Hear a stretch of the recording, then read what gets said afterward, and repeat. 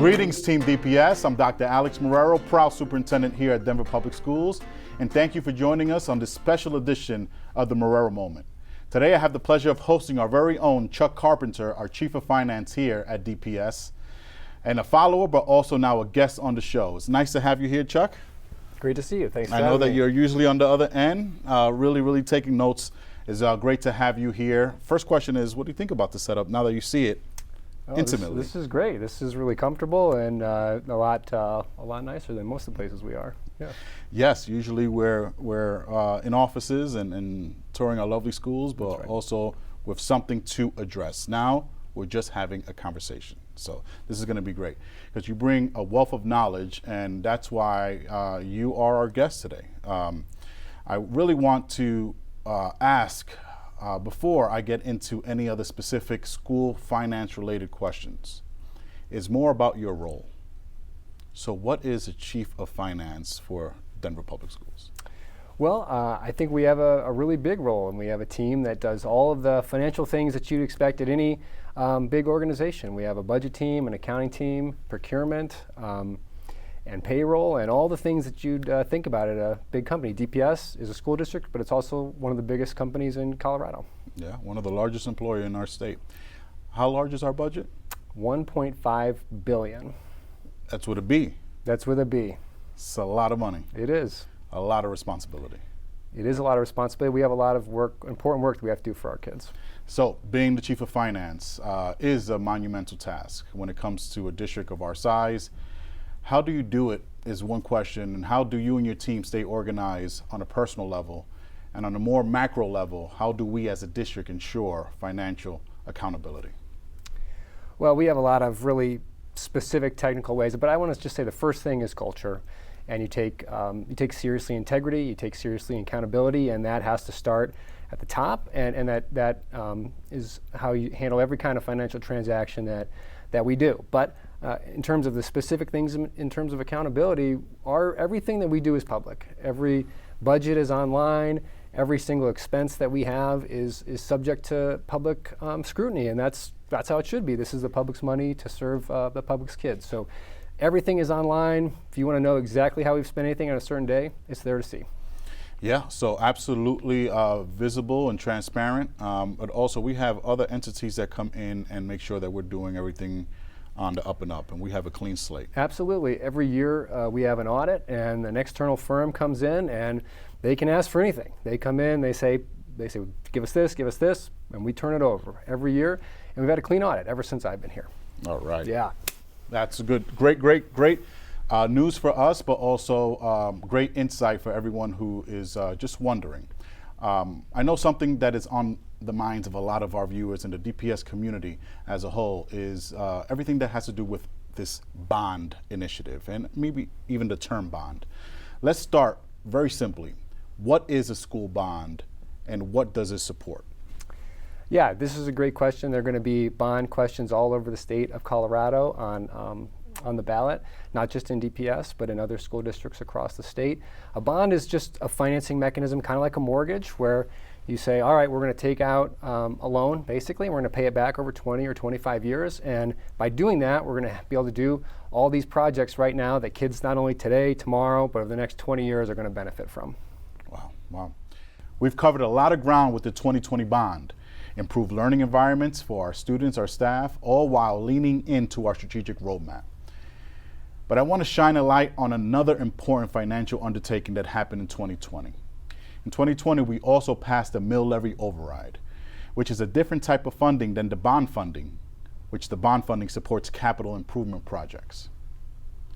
Can you explain what a mill levy override is, what it did for our district in 2020, and more specifically, can you explain to our audience what is the difference between a bond and a mill levy override?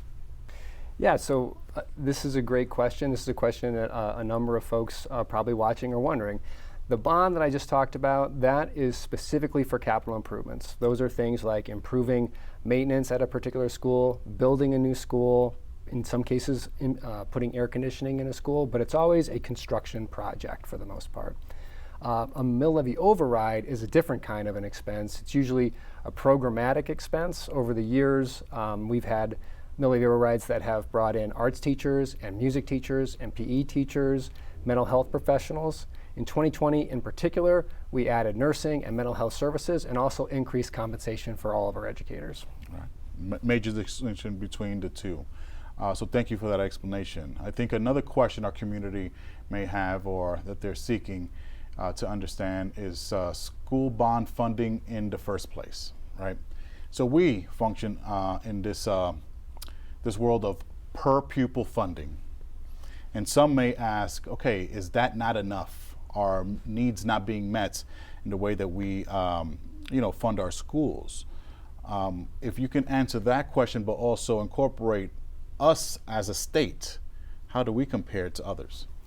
Yeah, I think it's a reasonable question. Why do you need a bond? Why do you need to go for this election? And when you look at Colorado, Colorado is one of the wealthiest states in the entire country when you look at all of the economic activity here.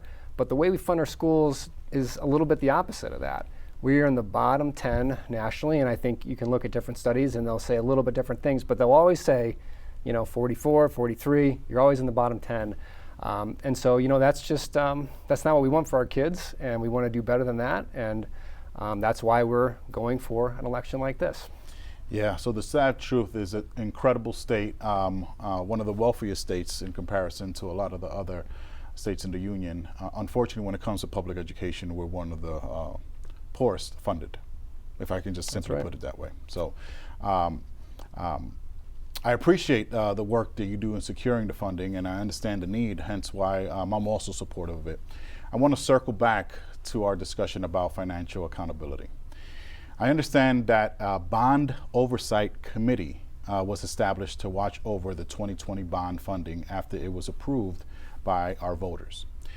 Can you explain to our audience what this committee does, how often do they meet, how their members are appointed, and how they work together to ensure the district is held accountable for completing the school improvement projects laid out in that 2020 bond?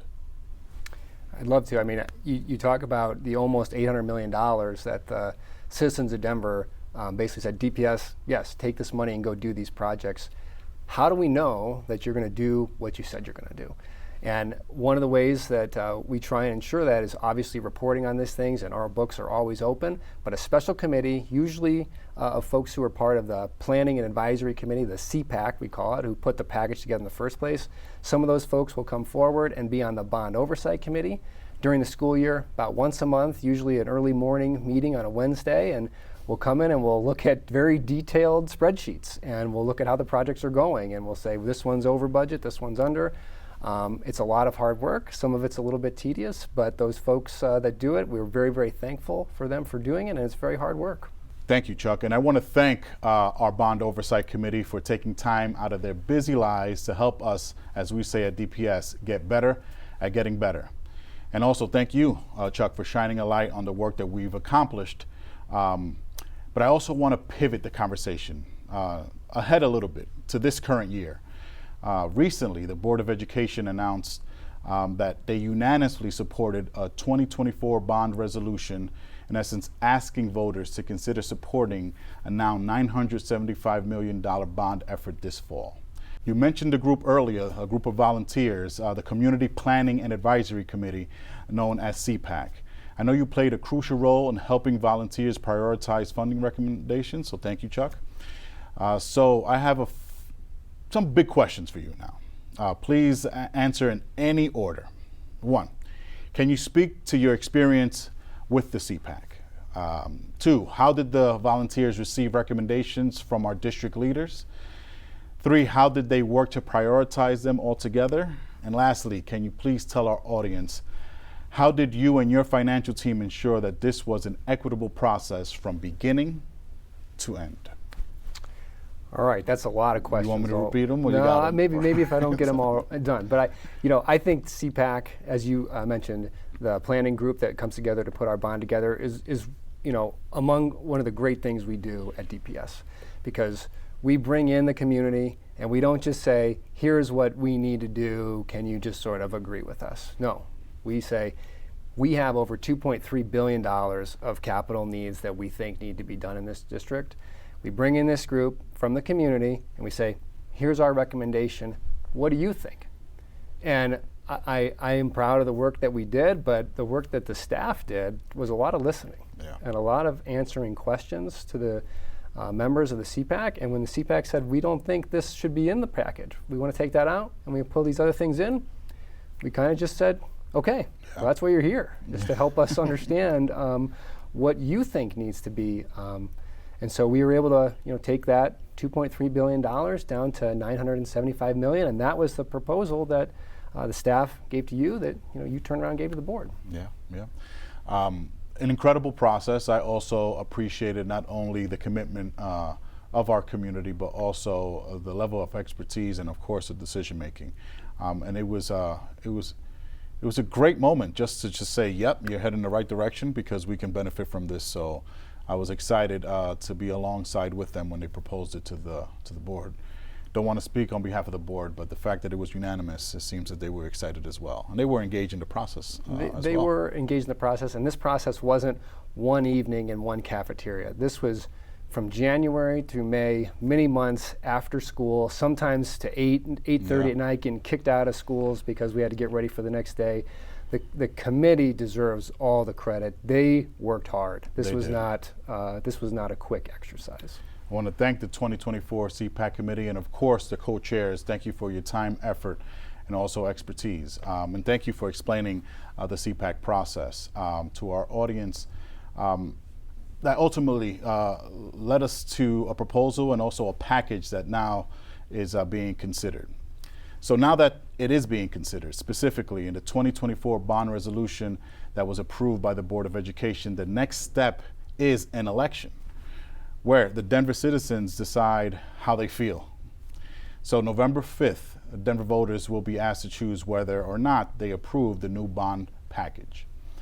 Is there any other crucial financial information you believe our voters should know? Well, this is a decision every voter is going to make their own, and we're just here to provide all the information.